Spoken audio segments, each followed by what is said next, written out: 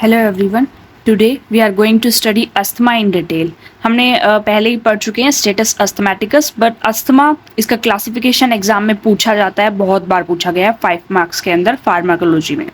तो अस्थमा को हम दो चीज़ से पढ़ेंगे, जैसे कि ड्रग्स के बारे में पढ़ेंगे और मैनेजमेंट के बारे में। मैनेजमेंट में क्या पढ़ेंगे? स्टेटस अस्थमैटिकस, जो कि हम पहले पढ़ चुके हैं। तो इस वीडियो में स्टेटस अस्थमैटिकस या सीवियर अटैक ऑफ अस्थमा हम नहीं पढ़ेंगे, बस इसमें हम ड्रग क्लासिफिकेशन के बारे में पढ़ेंगे। तो ड्रग्स क्या होता है? सबसे पहले हम बात करते हैं अस्थमा क्या होता है। Asthma is allergic disease, hyper sensitivity disease होती है अस्थमा, जो कि मेनली ट्रेकिया और ब्रोंकाई को इफेक्ट करती है, ब्रोंकोस्पाज्म कोज करती है, जिसकी वजह से पेशेंट को सांस लेने में दिक्कत होता है। तो ये type 1 mediated hyper sensitivity reaction है, आईजीई मीडिएटेड। आईजीई एंटीबॉडी इसके टाइम पे जब ये हाइपर सेंसिटिविटी होती है तो प्रोड्यूस होती है। बताया है ना, मतलब 5 टाइप का एंटीबॉडीज होता है, GAMDE, IgG, IgA, IgM, IgD, IgE। तो जो E वाला जो एंटीबॉडी है वो अस्थमा के टाइम के ऊपर प्रोड्यूस होता है। जो हम इसके ड्रग क्लासिफिकेशन के लिए एक छोटा सा पूरा मतलब एक फ्लो चार्ट सा हम पढ़ेंगे, इसको अच्छे से समझेंगे हम लोग, बहुत ध्यान से समझिएगा, इसको बहुत इंपॉर्टेंट है। अगर आप इसको समझ लेंगे तो आपको क्लासिफिकेशन में बिल्कुल भी दिक्कत नहीं होगी। तो हमने है ना माइक्रोबायोलॉजी में पढ़ा होगा हाइपर सेंसिटिविटी रिएक्शन के बारे में। इम्यूनोग्लोबिन्स के अंदर एक एंटीजन होता है। एंटीजन जब IgE के पास आता है, एंटीजन कहाँ बाइंड करता है? एंटीबॉडी के ऊपर बाइंड करता है। ये IgE एंटीबॉडी है, और एंटीबॉडी हमारी कहाँ पर बाइंड रहती है? मास्ट सेल के ऊपर। मास्ट सेल पे क्या होता है? रिसेप्टर प्रेजेंट होते हैं एंटीबॉडी के।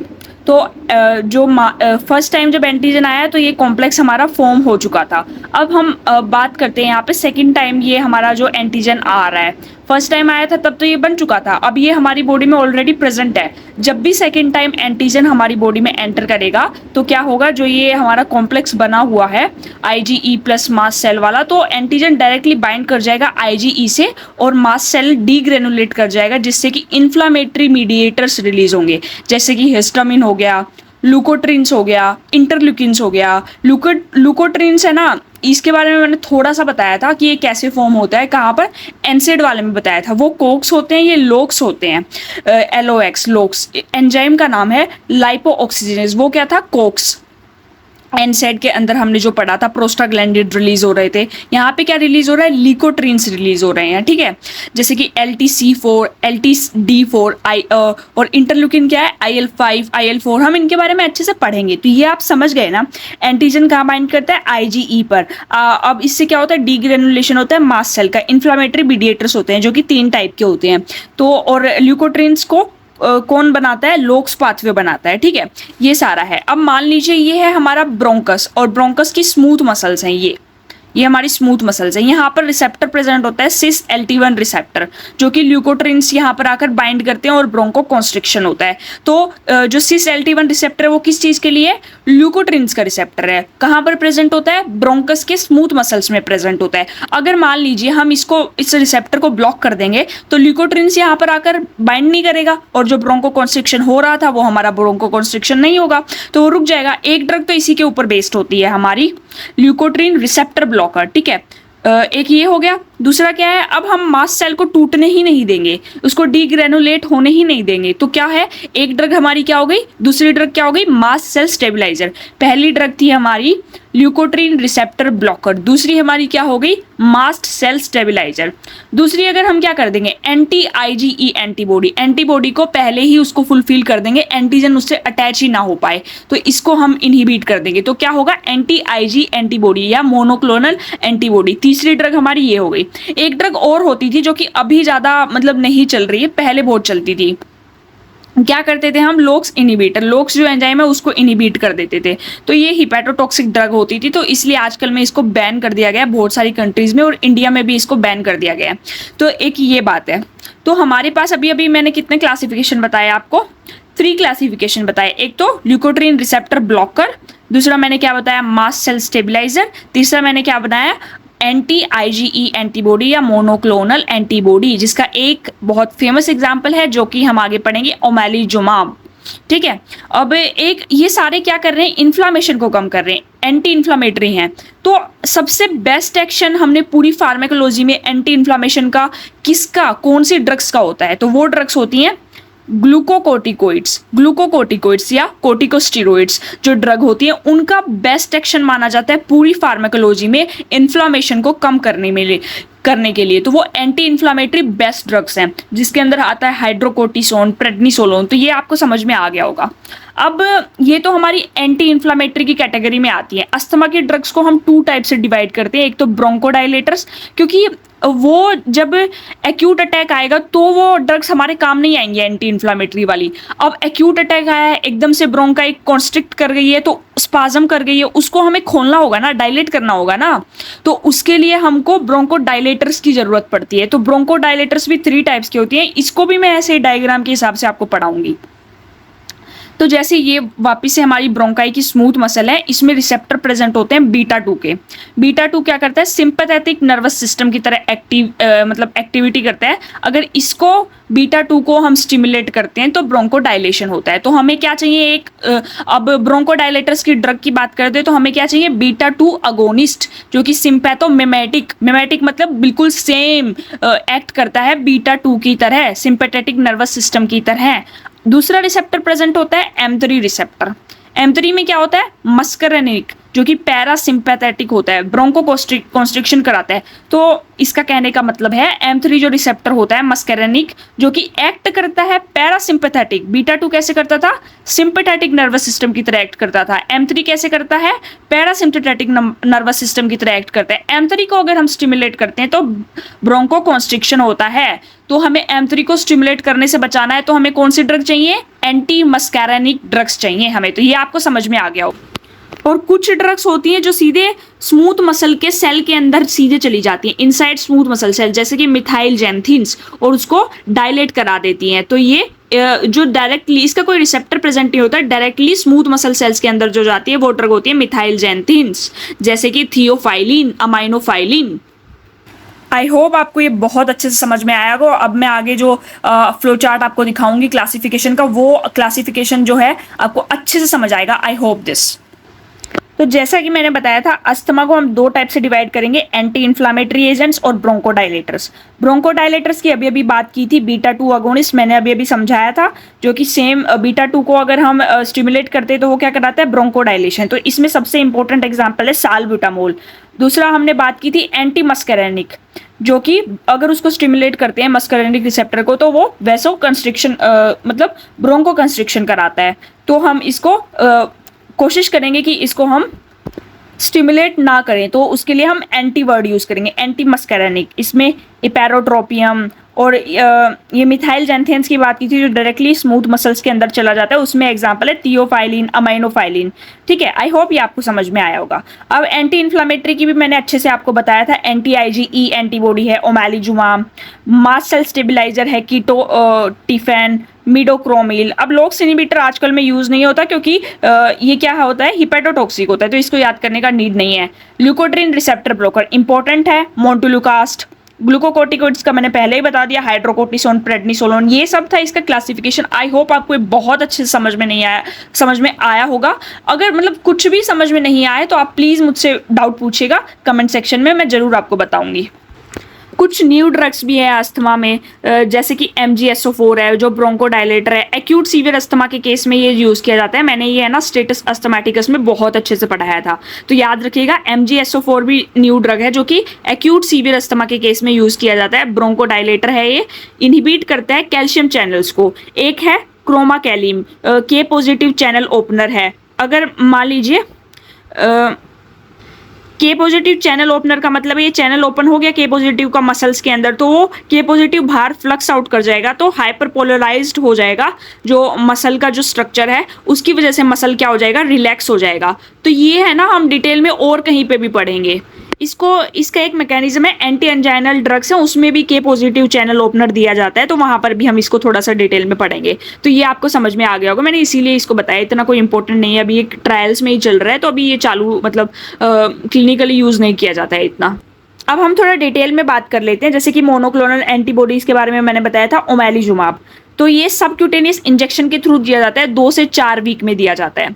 Drug of choice corticosteroid resistant asthma, जो इंसान रिस्पॉन्ड नहीं करता, जो पेशेंट कोर्टिकोस्टेरॉइड से, जैसे कि हाइड्रोकोर्टिसोन, प्रेडनिसोलोन से, तो उस केस में हम उस इंसान को, उस पेशेंट को शिफ्ट करते हैं मोनोक्लोनल एंटीबॉडीज पे, मेनली ओमेलीजुमाब के ऊपर। Drug of choice prevention of asthma inhalational corticosteroid होता है। अस्थमा का प्रिवेंशन के लिए ड्रग ऑफ चॉइस कौन सा है? Inhalational corticosteroids. अगर कोई पेशेंट कोर्टिकोस्टेरॉइड रेजिस्टेंट है अस्थमा में, तो उसको क्या देंगे हम? Monoclonal antibodies. तो ये याद रखिएगा प्लीज। अस्थमा, अब बात करते हैं टाइप्स ऑफ अस्थमा की। तो दो टाइप का है, एक एपिसोडिक है, एक क्रोनिक परसिस्टेंट अस्थमा है। एपिसोडिक मतलब जो बहुत कम बार आ रहा है, मान लीजिए 2 महीने में एक बार आ रहा है, 6 महीने में एक बार है, दिस इज एपिसोडिक, बहुत कंटिन्यूस नहीं चल रहा। क्रोनिक परसिस्टेंट अस्थमा का मतलब है जो बहुत फ्रिक्वेंटली अकर कर रहा है, उसके एपिसोड्स बहुत फ्रिक्वेंट आ रहे हैं। और ये कैसे आता है? एलर्जन की प्रेजेंस में भी आ सकता है, विदाउट एलर्जेंस भी आ सकता है। बिकॉज ये एलर्जेंस की प्रेजेंस में आ रहा है वो तो ठीक है, विदाउट एलर्जन की प्रेजेंस में कैसे आ रहा है? बिकॉज जो ब्रोंकस की मसल्स हैं वो हाइपर एक्टिव हो गई हैं, हाइपरट्रोफी हो गई है, उन मसल्स की रीमॉडलिंग हो गई है। दैट्स वाई वो विदाउट एलर्जन के प्रेजेंस में भी अटैक आ रहा है, परसिस्टेंट अस्थमा अटैक आ रहा है पेशेंट में, ठीक है। Inter attack not normal. Maintenance इसका क्या होता है? Inhalational corticosteroids. इसका मेंटेनेंस का क्या है? Inhalational corticosteroids. Now comes to the episodic asthma. इसमें क्या है? जैसे कि एंटीजन प्रेजेंट होगा तभी अटैक आएगा। इंटर अटैक पीरियड बिल्कुल नॉर्मल होता है, इसमें जो कि नॉर्मल नहीं होता है। इसमें क्या होता है? Mild episodic asthma, seasonal asthma. दोनों ही केस में साबा हम देते हैं। साबा मतलब शॉर्ट एक्टिंग बीटा 2 अगोनिस्ट, जिसके बारे में आगे आपको बताऊंगी। लॉन्ग एक्टिंग के बारे में भी बताऊंगी, शॉर्ट एक्टिंग के बारे में भी बताऊंगी, उनके एग्जाम्पल के बारे में भी बताऊंगी, जो कि आपको याद रखना पड़ेगा। साबा का एग्जाम्पल है सालब्यूटामोल। तो ये माइल्ड एपिसोडिक में भी दिया जाता है, ड्रग ऑफ चॉइस है। और इसमें भी इसमें साबा भी दिया जाता है, पर ड्रग ऑफ चॉइस क्या है इसमें? Inhalational corticosteroid. ये नहीं कि तुरंत अस्थमा स्टार्ट हुआ तब देंगे, हमें प्रिवेंट करना है अस्थमा को। अगर सीजनल अस्थमा है तो हम उसमें आईसीएस देंगे, 1 महीने पहले से ही देना स्टार्ट कर देंगे। Started 1 month before onset of season. मास्टल स्टेबिलाईजर भी दे सकते हैं, वो भी 1 मंथ पहले स्टार्ट कर देंगे हम, ठीक है। प्रिवेंशन, इसका कोई नो ट्रीटमेंट रिक्वायर्ड। इसका ट्रीटमेंट लेने का कोई इतना नीड नहीं है, क्योंकि बहुत ही कम एपिसोड्स अस्थमा के पेशेंट को आ रहे हैं। पर अगर क्रोनिक परसिस्टेंट की बात करें तो उसकी नॉर्मल एक्टिविटीज भी हैम्पर हो रही है, इसलिए उसको एक प्रोफाइलेक्टिक ट्रीटमेंट लेना बहुत इंपॉर्टेंट है। तो ये आई होप आपको समझ में आया होगा। Now comes to the persistent asthma. Persistent asthma को अकॉर्डिंग टू सीवियरिटी 3 टाइप में डिवाइड कर सकते हैं। Mild chronic asthma, moderate chronic asthma, severe asthma. किसके अकॉर्डिंग किया है हमने इसको divide? Severity of asthma, mild, moderate and severe. इसमें ओकेशनल अटैक्स है, इसमें फ्रिक्वेंट अटैक्स है, कंटिन्यूअस अटैक। अब इसका मतलब क्या है? पेशेंट से हम क्या पूछेंगे? हम पूछेंगे अटैक कितनी बार आ रहा है आपको? दिन में 1 बार, 1 per day, more than 1 per day, और इसमें कंटिन्यूअस अटैक चल रहा है। ये सेम माइग्रेन के केस में भी हम पूछ सकते हैं। माइग्रेन में भी यही अप्लाई होता है। जब हम माइग्रेन पढ़ेंगे उसके बारे में हम बहुत अच्छे से मैं आपको बताऊंगी, तो उसमें भी सेम ऐसे ही अप्लाई होता है कि माइल्ड माइग्रेन है, मॉडरेट है, सीवियर है, अटैक्स बेस्ड ऑन अटैक्स। हम उसमें पेशेंट से यही पूछेंगे कि आपको अटैक कितना आ रहा है? दिन में 1 बार आ रहा है, दिन में 1 बार से ज़्यादा आ रहा है, कंटिन्यूसली आपको अटैक आ रहा है माइग्रेन का। तो इसी टाइप से अस्थमा का है सेम।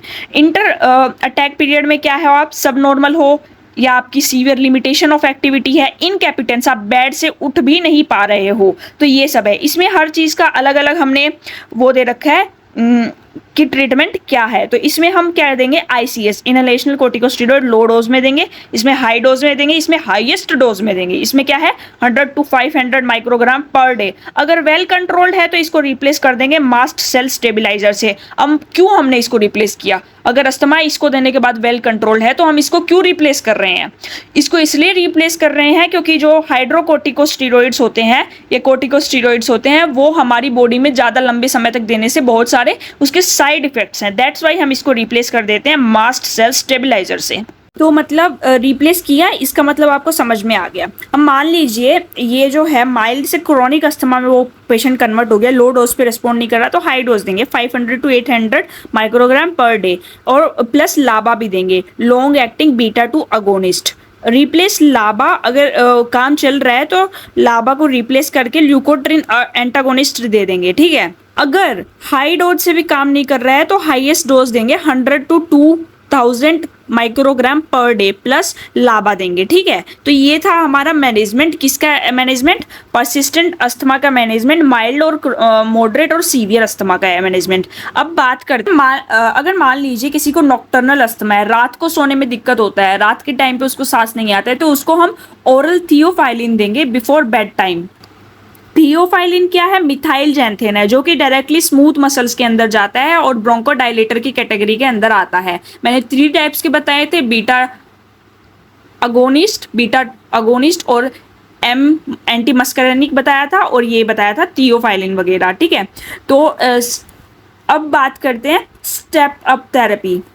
स्टेप अप थेरेपी की बात हमने इसलिए की क्योंकि ये सेटअप नहीं है, सॉरी यार, स्टेप अप है, स्टेप अप, ठीक है। स्टेप अप थेरेपी मतलब हमने स्टार्ट किया था माइल्ड डोज से, लो डोज से किया था, फिर हाई डोज पे गए, फिर हाईएस्ट डोज पे गए। अब मान लीजिए मैक्सिमम डोज भी इनहेलेड कोर्टिकोस्टेरॉइड्स का काम नहीं कर रहा है, तो उसको क्या बोलेंगे, रिफ्रैक्टरी अस्थमा बोलेंगे। तो रिफ्रैक्टरी अस्थमा में ड्रग ऑफ चॉइस होता है ओरल कोर्टिकोस्टेरॉइड, जैसे कि prednisolone 30 to 40 mg per day. Oral corticosteroid कब देते हैं, जब ICS इनहेल्ड कोर्टिकोस्टेरॉइड काम नहीं करता है, तब उस अस्थमा के केस को बोलते हैं रिफ्रैक्टरी अस्थमा, और उस केस में हम ओरल कोर्टिकोस्टेरॉइड देते हैं, जैसे कि prednisolone 30 to 40 mg per day. अगर मान लीजिए इससे भी काम नहीं कर रहा है, पेशेंट रिस्पॉन्ड नहीं कर रहा है, तो हम उसको कहेंगे कोर्टिकोस्टेरॉइड रेजिस्टेंट अस्थमा, जो कि मैंने पहले भी बताया था। उसको हम क्या देंगे, मोनोक्लोनल एंटीबॉडीज, जैसे कि ओमालीजुमाब, तो ये हम देंगे। तो आई होप ये भी आपको अच्छे से समझ में आया होगा। तो जैसे कि हम ड्रग फॉर अस्थमा को डिटेल में पढ़ रहे थे, हमने मोनोक्लोनल एंटीबॉडी पढ़ा, जो कि सबक्यूटेनियस हम देते हैं। इसमें हम बात करते हैं beta 2 agonist. Direct beta 2 receptor को ब्लॉक करता है, उससे क्या करता है, वो इंक्रीज करता है CAMP का लेवल, जिससे कि ब्रोंकोडायलेशन होता है। नॉन स्पेसिफिक बीटा 2 अगोनिस्ट आते हैं, सेलेक्टिव बीटा 2 अगोनिस्ट आते हैं, बट हम मोस्टली सेलेक्टिव को यूज करते हैं, जो कि लंग्स के अंदर प्रेजेंट होता है, बीटा 2 जो रिसेप्टर होता है। ड्यूरेशन ऑफ एक्शन के बेस के ऊपर अगर हम इनको डिवाइड करते हैं सेलेक्टिव बीटा 2 को, तो 3 टाइप से होता है, शॉर्ट एक्टिंग, लाबा, अल्ट्रा लॉन्ग एक्टिंग, ठीक है। तो साबा में साल्ब्यूटामोल हो गया, लीवोसाल्ब्यूटामोल हो गया, टर्ब्यूटेलिन हो गया, मेटाप्रोटेनोल हो गया। अब लाबा और अल्ट्रा लाबा को ट्वाइस अ डे देते हैं, बिफोर इसकी हाफ लाइफ 12 आवर्स होती है। अल्ट्रा लाबा को वंस अ डे देते हैं, बिकॉज इसकी हाफ लाइफ 24 आवर्स होती है। तो इसका क्या है, इसका एग्जाम्पल है सालमेट्रोल। मेट्रोल इज द प्रफिक्स फॉर मेट्रोल, सालमेट्रोल, फोरमेट्रोल, इनका नाम याद रखिएगा, ये इंपॉर्टेंट है, एग्जाम्पल याद MCQs में पूछा जा सकता है। इसका क्या है, एंडासेट्रोल, विलेंट्रोल, ट्रोल एंड ट्रोल। ये ट्रोल जो प्रेफिक्स है इसको याद रखिएगा, ठीक है। रूट क्या है इसका, ऑल इनहेलेशनल रूट, ये सारे के सारे इनहेलेशनल रूट से दिए जाते हैं। बस जो टर्ब्यूटेलिन जो कि शॉर्ट एक्टिंग बीटा 2 अगोनिस्ट है, उसको सबक्यूटेनियस हम दे देते हैं। इसके कुछ साइड इफेक्ट्स की बात करते हैं, तो ट्रेमर्स, टेकिकार्डिया इसके साइड इफेक्ट्स हैं।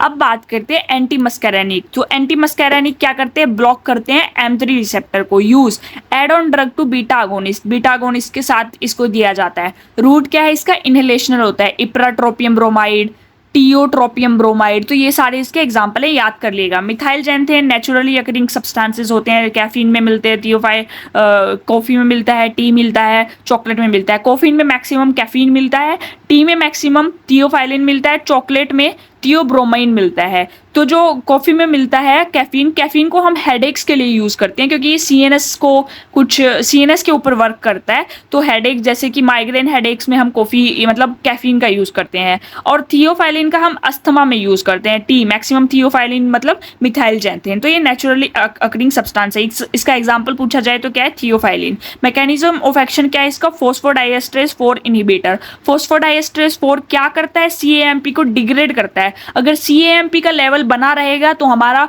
ब्रोंको डायलेशन होता रहेगा। अगर इसका लेवल कम होगा तो ब्रोंको कॉन्स्ट्रिक्शन हो जाएगा। तो इसीलिए हमको इसका लेवल मेंटेन करना है। तो इसीलिए हम क्या करेंगे, फोस्फोडाइएस्ट्रेस 4 इनहिबिटर का यूज करेंगे। तो आई होप आज का लेक्चर आपको बहुत अच्छा लगा होगा, आपको समझ में आएगा। प्लीज कमेंट कीजिएगा कोई भी डाउट हो तो। Thank you so much.